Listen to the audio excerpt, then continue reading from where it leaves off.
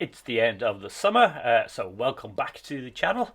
I'll now be getting down to editing some of the cycling footage I've accumulated on my trips over the summer months. So, as you know, the big drama this summer, what unfortunate one of that, was I had to cancel my intended trip to the Pyrenees, which was going to be a month long at very short notice because it turned out I had a heart condition I didn't know about called atrial fibrillation. And later on in the video, I'm going to talk about how I've been dealing with that, what I have found out about it, and how I've got on cycling with it. Just sufficient to say at this stage that not everything has been consequence free. I kind of made some pretty basic mistakes, and I'll talk about what those are. But for the rest of you that might be interested in the details of that, I'm just going to talk a little bit about what's going to be coming up over the winter. So obviously I had already done that trip around on Eurovelo 1 around the Kerry coast and then up through Limerick. I've already put one of those videos up, and I'm going to be putting up the rest of them. Then later on, I wanted to do a route that was relatively flat, take it easy on the heart essentially. So what I did was a long intended one of cycling out from Dublin along one of the canals, the Royal Canal in this case, then cycling up to Shannon Pot, and then cycling down to Shannon Harbour and then back along the Grand Canal. So I'll have my account of that trip, which I did over 5 or 6 days, and then apart from 1 or 2 day trips, which I'll put stuff in about as well, I'll also have the trip I did following Eurovelo 1 again. I want to do the whole Eurovelo 1 route in Ireland and then perhaps go overseas with it. We shall see how I do. And that started off in Sligo, coming down through the Ox Mountains along the Mayo coastline, and then down via Belmullet and Erris to the Achill Greenway, and then that back to Westport. So those are all going to be good in themselves. Now, I've made some changes to the way I'm going to be doing things, so I'll just talk about those briefly for those familiar with the channel. So one of those is related to the heart issue. So one of the things I need to do basically is try and be a bit less ambitious in terms of what I do. So both in terms of distances and perhaps intensity of hills. I will talk about the details of that in a moment, but one of the changes I made for both the Shannon and the Mayo trip is I started doing a lot of micro stops, and that's basically where I stopped as I passed things that were kind of interesting, and I shot some vertical video about that. I think you should be able to see just behind me one of the hazards of the canal towpath, which is 2 swans and a load of cygnets, which you had to go right around. And what I did then, as almost as I went on along a little bit later, is I was posting those to TikTok. So if you have a look at my TikTok account, also called E-Bike Touring Life, you'll find loads of 60-second snippets about campsites, places I ate, historical landmarks, all that sort of thing along the way. Now, I'll be editing those segments into the longer YouTube videos for each day, so you don't need to go over there and have a look at them unless you're mad urgent to do it. But that's one of the things I'm doing to try and get myself to be a bit less ambitious and to take breaks. I was kind of terrible for doing 60, 70 kilometers without any sort of break whatsoever. Just take it into my head to keep going. I experimented with posting those to my Instagram account as Reels and to Facebook, but my impression with both of those setups is they don't really like you posting multiple videos a day. That doesn't really work. So I did that a bit for the first couple of days of the canal, then took the hint and stopped doing that. And what I'm doing instead is any video that's particularly popular on TikTok, I'm then posting it there as well. But I'd be doing that over the winter and with a few days between them. Anyway, that's just the kind of where you'll find the different types of content on the channel. My intention with the long form videos is to keep it here on YouTube, and the other ones also I put a lot more thought into, mostly afterwards. I mostly come back from a trip and then I research the additional information about the places I've been, and actually I found some really interesting stuff about the Eurovelo Kerry route, which is the one I'm currently working on. So the first of those videos should appear within, I think, the next week or so, and the second one will appear quite soon afterwards. I'm changing the nature of the video package story. I'm not quite sure what the right word is. What I had been doing up to now was I've very much been doing it as a day-to-day diary. So it will start in the morning at me waking up at wherever I'm camping, and will end up in the evening at wherever I stop. And often, because particularly if I'm wild camping, you often do that in quite out-of-the-way locations. So that kind of meant I realised that if you were interested in cycling from one city to another, or one town to another, my routes often, they start after the first one town and end before the next, or they don't really do that. So instead, what I'm going to do with the EV routes is cut them into this town to that town. So I did Kenmare to Waterville as the first one lined up. I'll now do Waterville to Calogan, and then I'll do Calogan to either Inch or Dingle. I'm not quite sure whether to do those as 2 separate days or a single day. I think that will make them much more useful to people who are finding the channel, maybe are going on holidays or want to do a tour themselves, and it will give you more digestible components of going from one place to another. You're far more likely to be cycling between 2 towns. So that's the other change I'm going to make. I'm also going to do a lot of content about, as usual, about gear. I had made a number of purchases over at the start of the summer, a handlebar bag, a new backpack pannier. I'd done initial reviews of some of those, like the backpack pannier, giving my initial impression, but I'll do more in-depth ones based on having now used them for, it's probably about 35 nights of travelling. So obviously that gives you a much better idea of what actually does work and what doesn't work in reality. And I'm also going to do some experimentation around some of my camping gear. If you followed me on the TikTok, you'll know I weathered recently a very heavy storm in Sligo with 80 km/h winds. And that actually was quite an interesting experiment in terms of how to properly put up my MSO hubba. So I'll be able to talk a bit more about that. And a few other incidentals like that as well. But anyway, that's some of the content on cycling you can expect to come up. So, on to the atrial fibrillation. This is something that actually affects a fair few cyclists. As I said in my previous video, tragically it turns out that doing any sort of endurance sport actually increases your risk of this particular heart condition. And the other problem I discovered the hard way is that it can also be triggered by cycling. So I got my diagnosis. I had to cancel the Pyrenees trip, but I was kind of very much, I'm not giving up cycle touring. I really love this. I'm going to need to work out what the parameters can be around it. And one of the things I decided, and this in retrospect is probably an error, however, with any of this, these are my kind of opinions. I'm not a doctor. Definitely talk to your own doctor about it. Reality is the Irish health system is it's actually very hard to get to talk to a doctor or a consultant at any sort of frequency. So my next follow-up appointment now isn't until December, I think it is. So that's ended up with me doing some experimentation on my own, and some of it turned out to be not as clever as I thought I was being. One of the things I decided to do was, okay, the beta blockers they have me on, they mean that stops my heart rate going up to very high levels. So what I decided what I'd do is I'd come off the beta blockers when I was cycling, providing I hadn't had an episode of atrial fibrillation recently, and I used my watch to track that. What they do is they limit the maximum rate your heart reaches, and that I found they limit it to about 130 or so. That's about where it'll peak out if I really push it, which I shouldn't be. Whereas normally if I really push it, then 165, 170. So that basically limits your ability to go up hills quite so easily. So that's why I had made the rather foolish decision that I would just come off them. Because what I hadn't really twigged was I was thinking about that heart rate limiting in terms of when you're actually in an AFib episode, and that obviously stops you damaging your heart because it's trying to beat it 150 times a minute when you're just sitting in a chair. But actually it also has a bit of a preventative function as well, which is because AFib can be triggered by intense exercise, and that the trigger there is the increased heart rate. If you limit the heart rate to lower levels, then that reduces the chance of that being a trigger in itself. Now, it doesn't eliminate it, importantly. You're still effectively getting into a zone 5 just at a lower level.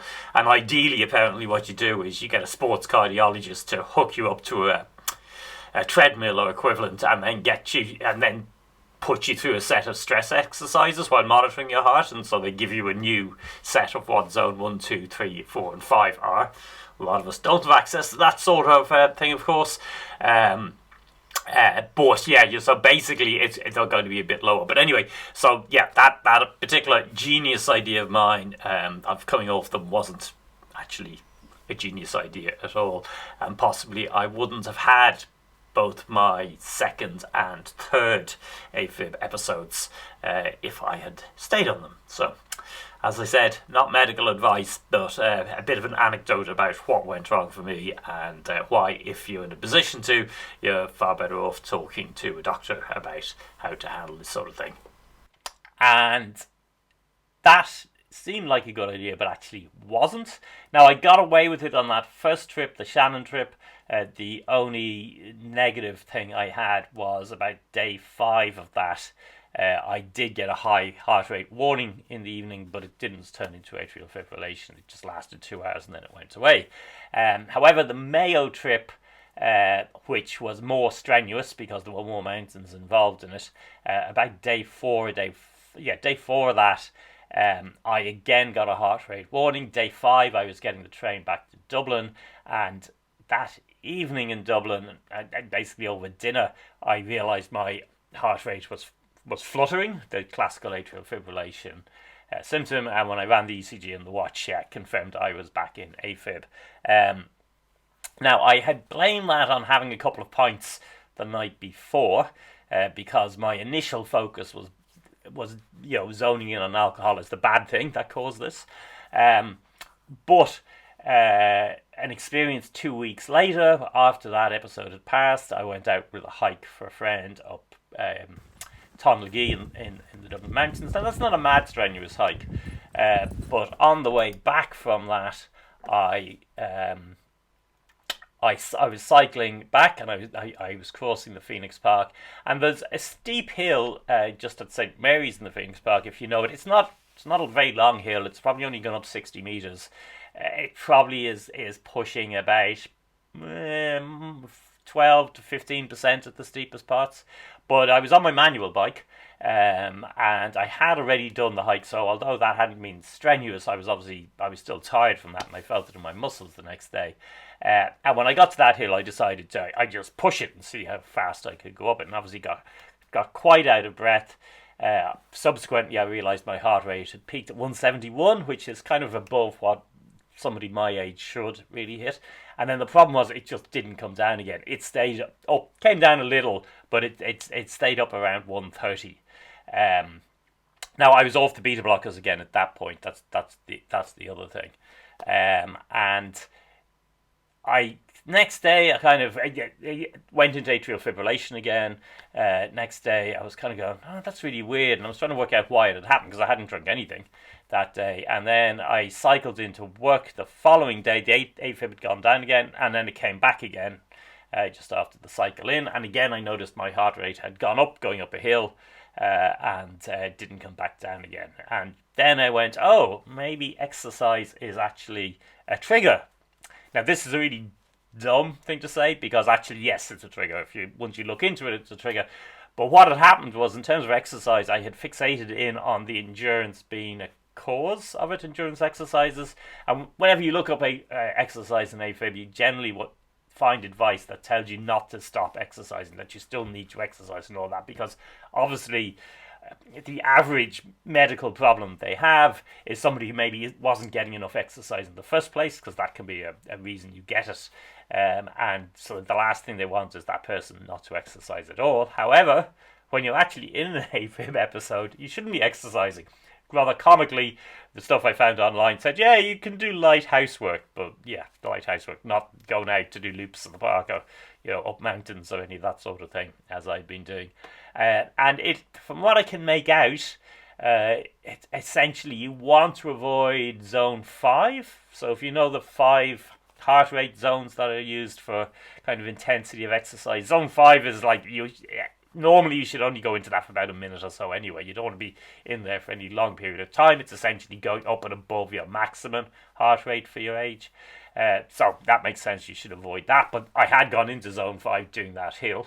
And normally it wouldn't matter because it's a short hill. You're up it in a minute. So that would be fine.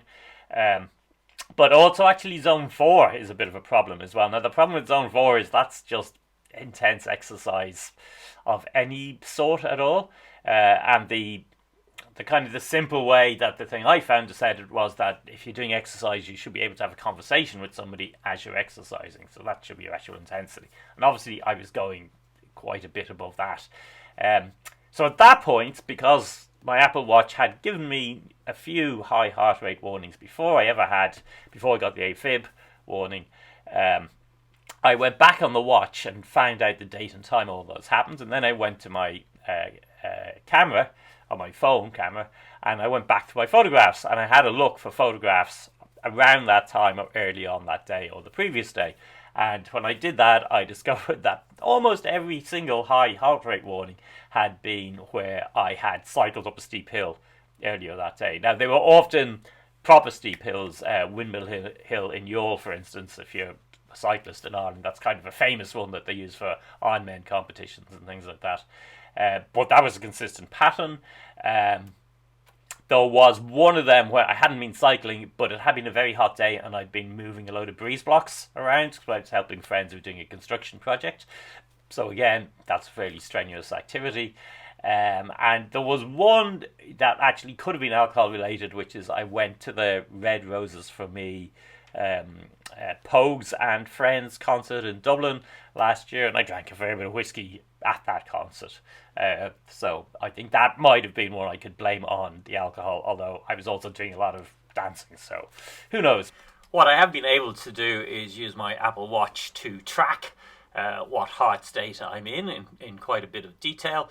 That's been very useful in understanding things, and also because one of the major problems with AFib is you may not know you're in it, and that's one of the risks that would be associated with coming off meds, for instance. So once you've a diagnosis, you can set your watch so that what it does is it monitors you all the time, and at the end of each week it gives you a percentage time it thinks you've spent in AFib. Now that's not going to be a perfect figure, so one of the weird things is it will never say 0, it will say 2% or less. And then, of course, what you can also do is you can run the ECG function on the watch at any time, which will tell you whether or not you're in AFib at that particular moment. So whether or not if you're suspicious, basically, you can run it. Now, initially, for the first few weeks, I was doing that a lot. I was running it probably at least twice a day, and more so if I was recently in AFib.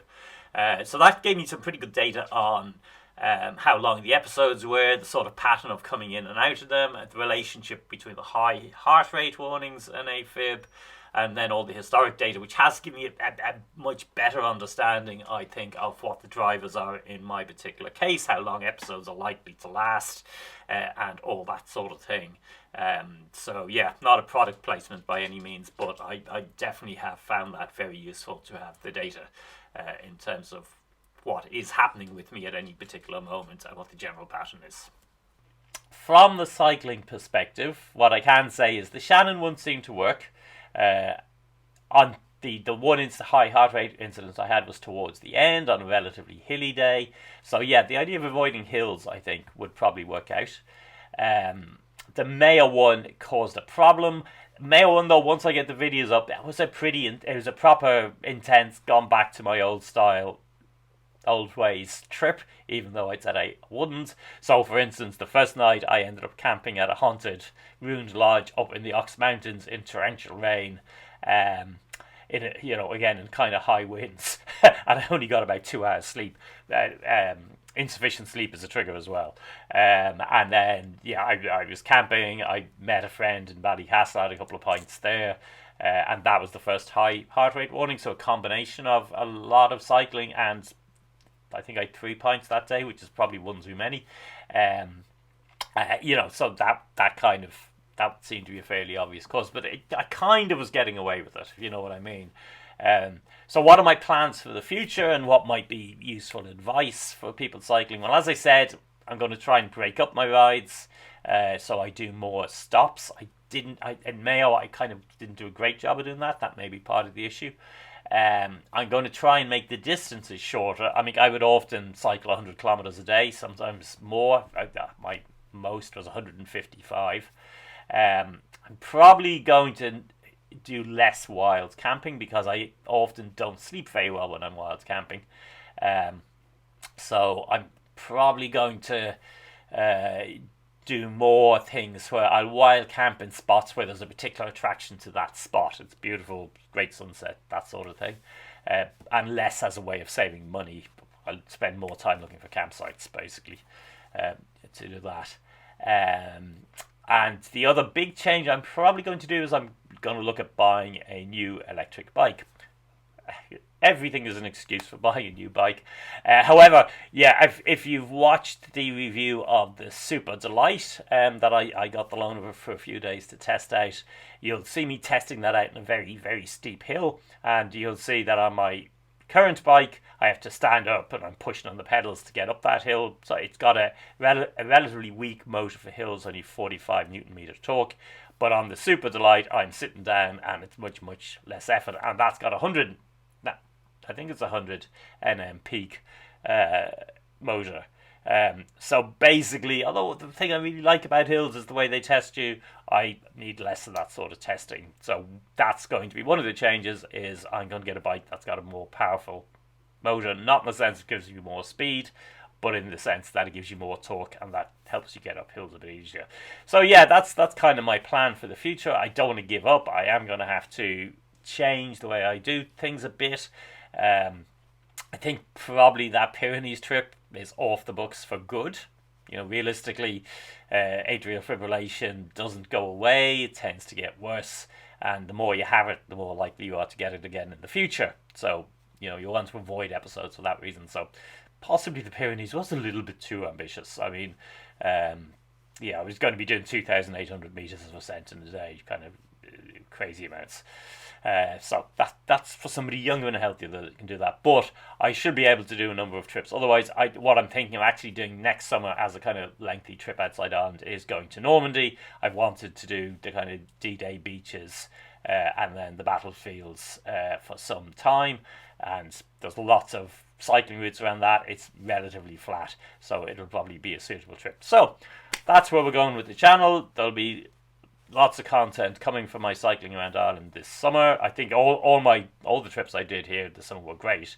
I'd recommend any and all of them, basically. And in the future, I'm going to be finding out what it is that I actually can do. Cautious experimentation, and you'll be coming on a bit of a journey with me in terms of what works and what doesn't work in terms of living with atrial fibrillation and cycle touring, and what you can do and what you can't do. There's where we're going. I normally end this with saying, and someday I hope to see you on the road, but this is more true than ever, because it will mean I'll find ways to keep myself on the road and to keep touring. So thanks for watching.